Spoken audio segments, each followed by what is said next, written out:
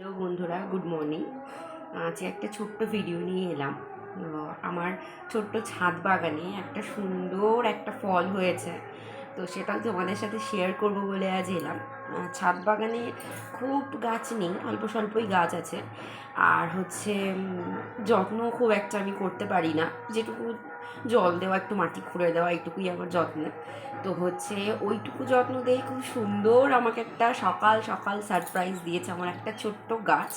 এবার কি সেটা তোমাদের আজকে দেখাবো, শেয়ার করবো, চলো।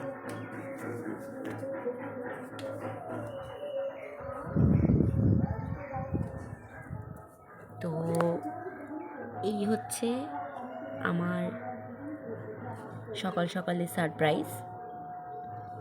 কিছুদিন আগে একটা স্ট্রবেরি গাছ বসিয়েছিলাম।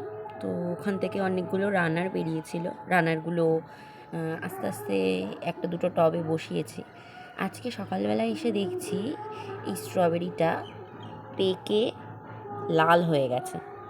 তো এর থেকে সারপ্রাইজ হয়তো আর কিছু হতে পারে না। আমি তো ভীষণ খুশি হয়েছি, কারণ আমি আশাই করিনি যে গাছগুলোতে ফল হবে, এত সুন্দর ফল হবে। তোমরা আশা করি দেখতে পাচ্ছ, ভীষণ রোদ ছাদে।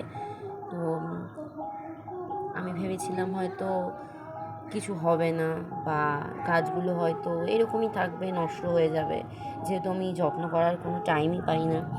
একটু তো যত্ন করতে হয়, তো সেটুকুও আমি পাই না, যেহেতু আমার ছেলেটা ছোট।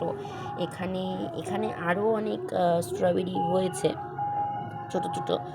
আর এইগুলোতে এখনও হয়নি, এগুলো একদমই ছোট। এগুলো সবে সবে ফুল বেরোচ্ছে। আর এই একটা আছে, আর এটাতে তোমাদের দেখাই। এটাতে একটা ছোট্ট হয়েছে, ছোটোতেই এটা পেকে গেছে, যেহেতু জায়গা খুব ছোট, ওরা শিকড় ভালো করে ছড়াতে পারছে না। তবুও যেটুকু হয়েছে অনেক, কারণ যত্ন না পেয়ে, শুধু জল পেয়ে, কোনো সার নেই, কিছু না, তবুও সুন্দর ফলন দিয়েছে। এবার ভাবছি আস্তে আস্তে যত্ন শুরু করতে হবে। ভীষণ সুন্দর। সকাল সকাল এসে আমি এত খুশি হয়েছি ছাদে এসে এটাকে দেখে। এই দেখো কি সুন্দর লাল হয়ে গেছে স্ট্রবেরিগুলো।